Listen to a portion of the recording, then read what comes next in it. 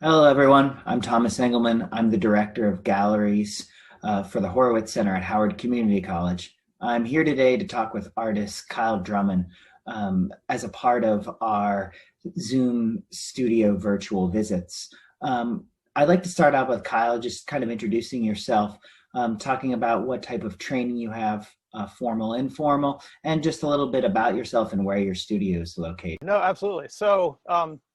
I'm in Ellicott City. I've got my shop set up here, and I'm fortunate to have a space on my property where I can do all the tinkering and work that I do. I guess I got interested in sculpture. It was about 13 years ago or so. I actually sort of fell into it. I wanted to learn how to weld. So I found a welding course that happened to be at MICA, and that's kind of rarefied air. And being around there, the assignments it was more of a art class than it was a welding class. So although I learned a lot of metal techniques, all the application was, producing finished pieces of work, and, really got into it. The first time I laid down a welding bead and felt two pieces of metal come together, I was like, oh, that is just the coolest thing in the world. And it sort of spiraled up from there. So from after Mike, I was like, okay, we're going to do this. I'm going to set up a shop. I'm going to, get some equipment. And so I, was fortunate enough that we had space on our property where I could put up a shop, like a 18 by 30 space, 2-bay garage, basically. Went out, got some welding equipment and some cutting equipment and some other, a bunch of grinders and some other fun things to play with. And at that point, I was mostly doing, most of the work I was doing was in the area of like metal fabrication type work. So it was mostly, cutting metal, welding it together, and, was having a ton of fun with that. And then as I was always on the lookout for new tools and things of that nature, and ended up going to an auction or a yard sale, really, of someone who was selling off a bunch of blacksmith equipment. And I was like, oh, blacksmithing. That looks like fun. Very cool. Yeah. So I was like, all right. So, I wonder what that's all about. So, the blessing of YouTube is, watch some YouTube videos and learn just enough to get like a little home forge set up. I mean, the first, forge I had was an oil drum that was cut in half, and I stole my wife's hair dryer to set up the blower for it, and, started tinkering around with that. Eventually went and did take some classes. There's a great place out on the Eastern Shore called Broken Hammer Forge, which does blacksmithing classes. I've also gone up to the Center for Metal Arts up out in Johnstown, Pennsylvania. And they do a fantastic job up there. Those guys are awesome. And I also took a class at a Touchstone Gallery, which was taught by another local Baltimore artist. Nick Ayers taught that class, and he does some really cool stuff.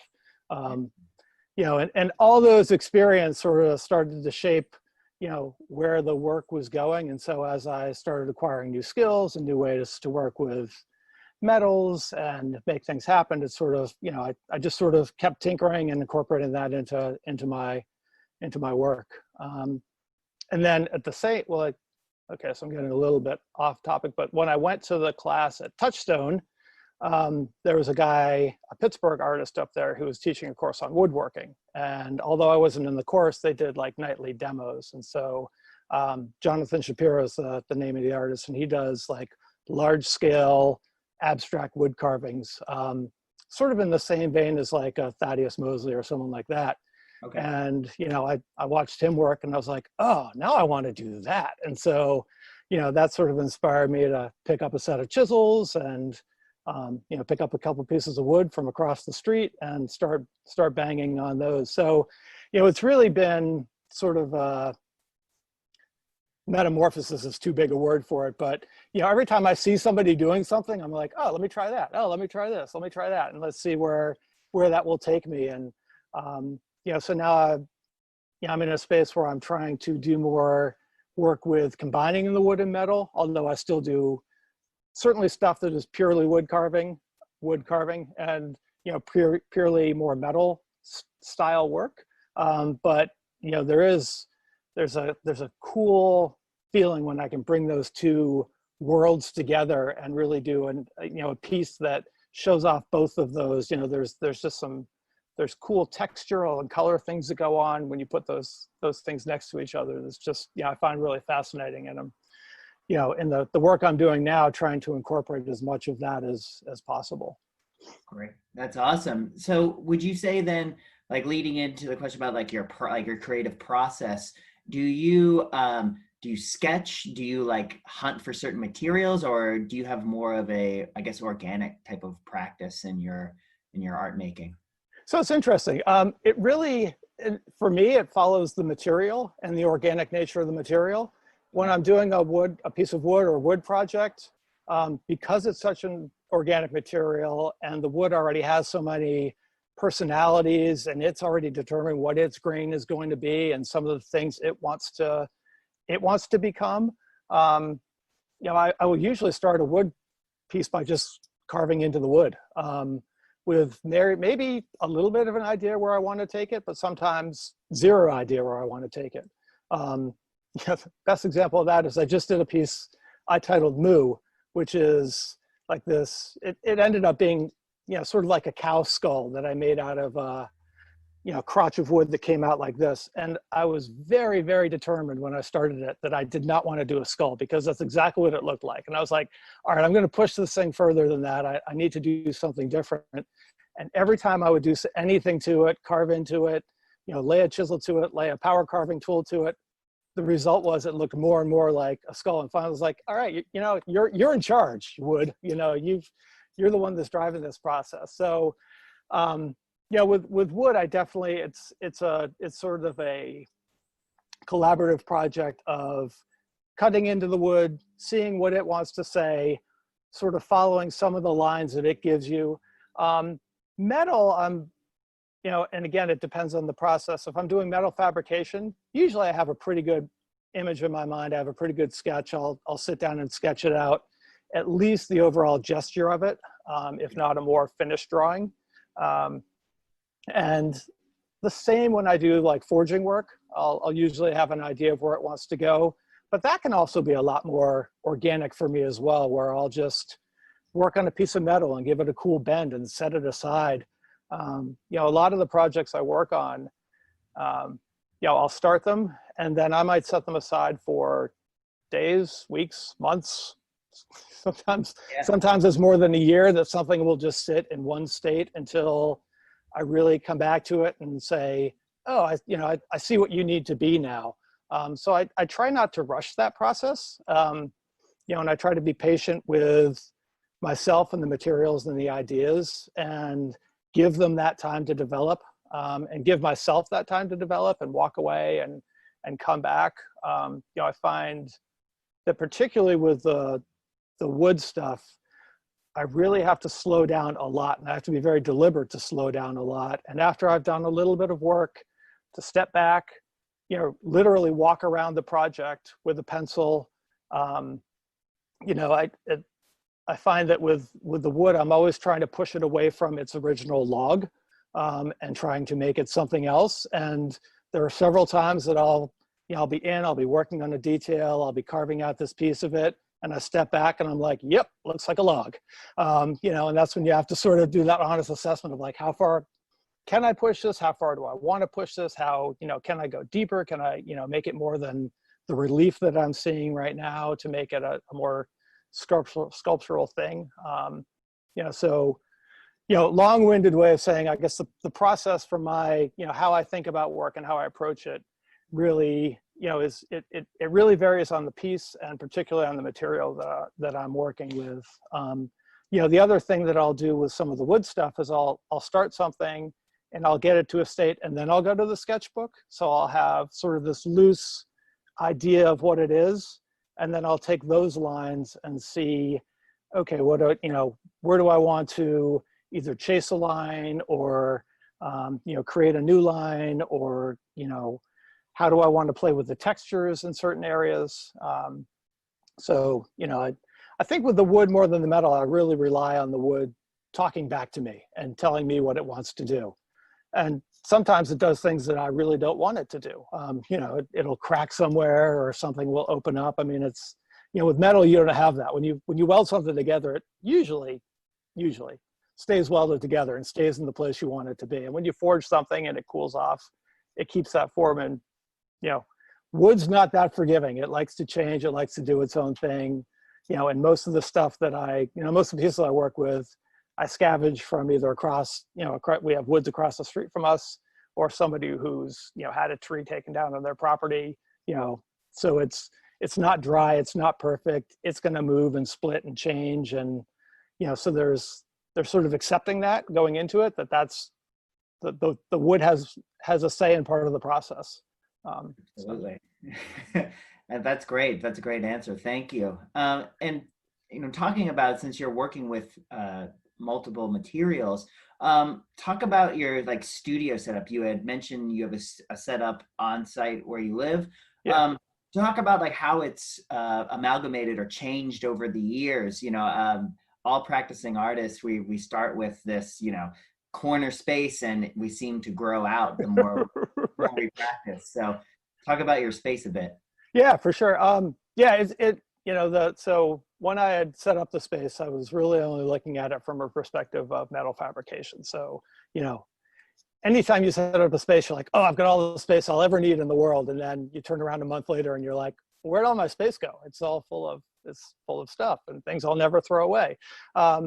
So I'd say the major evolutions that I've had were, when I got into the forging practices, I did originally set up like a coal-fired forge in the space. And that was great until I started to grow into other directions. And then I just realized that having that forge inside the shop was taking up too much space. I was really worried about safety quite a bit. And it was also just really dirty, which didn't matter when I was working with all metals. But once I brought wood into the equation, I'm like, all right, I need to manage just the dust and all the coal and everything. So I dismantled that, sadly, and someday we'll set that up outside in a better location, and switched over to a propane forge, so that was just a little more manageable and an easier way to work. I do miss having the ability to work with bigger size materials. The propane forge can only take so much. So, that was sort of one major renovation. And then, I guess now that I'm working with, both the metal and the wood, the shop can change on a weekly basis. I've got it modular enough now that, if I'm doing a lot of the wood stuff, I'll pull in a table and I'll set up a place to do the wood. And if I need to do a bigger metal piece or change the dimensions I'm working with, I'll pull things in and out, and, shove things to the side and put things away. So, it's not so much of the shop's evolving on an annual basis anymore. It's more like, for whatever project I happen to be working on and the size of that project that I'm working on, the shop will change and equipment will come in and out. Work surfaces will come in and out as I need them to. So, absolutely. Well, that's great. And now that you were just talking a bit about your physical space that you create the work, can you talk about your most recent piece or something you're currently working on? Sure. So there were two pieces that I just finished up sort of simultaneously, and it was interesting. I was just looking back through my pictures because I was publishing some images out, and I actually started both of them a year ago yesterday, is when I first laid into them. They're both wood-based pieces, and they were both carving pieces, and this sort of gets back into the sort of having patience with the process and letting things transform. But they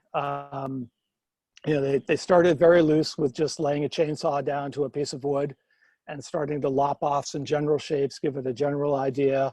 From there, went to more of a sort of power carving out some of the some of the things I didn't want there, and then usually I go back and forth between chisel work and power carving type of stuff, and really. Once I've established some lines, then it's really chasing those lines down. And I spend a lot of time trying to make sure that the lines are correct, and that I really like the way that they're flowing into other lines in the piece.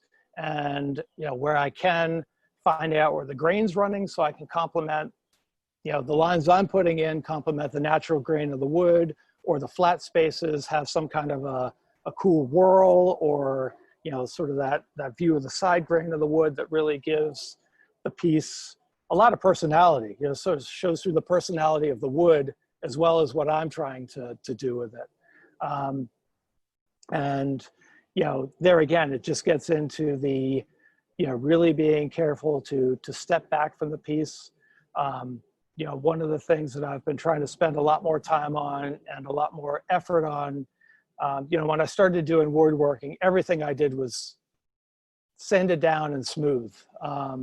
And, as I sort of studied other people's work and got exposed to more and more people who are doing similar type work to what I'm doing, I realized that, another layer of expression when you're working with wood is, both using the chisel, leaving in some of those chisel marks, and how you can use the chisel to be another, be another texture and, really enhance some of the lines, or create, sometimes the chisel marks can create their own lines within the wood. So I've been trying to play with that a little bit more. Sure. Both have more confidence in my chisels and in my chisel work, and be better about keeping my chisels sharp and sharpening them out, sort of all the time, better tool maintenance. Does that sort of answer what you were going for with that question? Yeah, I mean, you're talking a lot about how you're developing as an artist with these most recent pieces, talking about textures within the sculpture. That's great. That's really informative. And what would you say overall, that since last year or the year that you've been working on these pieces, they're kind of coming to like fruition of what you not planned, but what you're, I guess, are you pleased with them overall thus far? Yeah, yes, I am pleased with them. I mean, I think it's, particularly with the wood, it's hard to know when you're done. Sure. And it's always easy to stand back and see, one one place you want to go into, and one more place you want to, enhance a line, or smooth something down, or, pull something back just a little bit more. So there's definitely a dance that goes on at the end of a project with me, where I have to come to grips with, okay, step away from it. But at the same time, I can be extremely impatient, which also makes working with wood particularly hard. I think it's what I really liked when I started working with metal is, although there's a certain amount of finishing that goes into metal, it's a little more macro on that respect. And, particularly with the forging, a lot of the stuff I do is sort of forge finished work. So I'm not going in afterwards and doing a lot of grinding or polishing or sanding. And with the wood, I find I really need to prepare myself mentally for, you're going to get to the shape you want, and you're going to get the lines you want. But if you're not chisel finishing it, you still have to go down through all the sanding steps and, the finishing steps, and, sort of mentally, I have to engage myself on that. Now, when I do, it becomes quite cathartic. There are some days where spending a day just sanding a piece of wood for 3-4 hours is lovely. If it's a day like today and the sun's out and there's a nice breeze, and, you just get some music going and you sort of settle into it, your mind can go other places. Absolutely. It's fantastic. But then there are the other days where you're like, oh my God, is this thing ever going to be done? Yeah. And then, but then just balancing that and being sure that you can find that place where you're like, all right, I'm done. I'm comfortable. I'm pleased. It's what I wanted it to be. And then sort of compartmentalizing that and moving on to the next thing. But I think that's also why I tend to have several pieces in, particularly when I'm doing the woodworking, I have several pieces in progress. So, when I do get to the point where I'm like, I can't sand for another, minute, either because it's just like the fingers are cramping up, the mind's wandering, I'm just not into it that day. Or, like this summer when it was just so brutally hot all the time. And muggy is like, I'm starting to sweat onto the piece. This is gross. It's not doing anything good.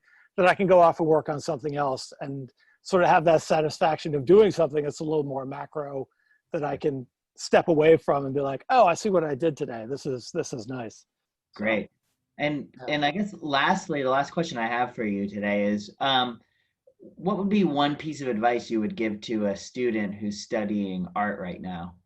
I know it's very vague question, or there's a lot you could give them in advice, but what's something that you would feel that's very, I guess, on point right now that you would want students to know or consider when practicing? So, yeah, I've got a lot of answers to that question, but I'll stick to one for you, since you Okay. asked for one. I think the most important piece of advice that I would give a student or anybody doing anything in life that wants to expand and maybe do something different is, and I've got a 16-year-old, so we're doing a lot of life planning type of stuff right now, Right. is be ready to be lucky. That hard work is, and building your skills and getting putting yourself out there, or not putting yourself out there, but, developing your skills, developing your work are all completely important things to do.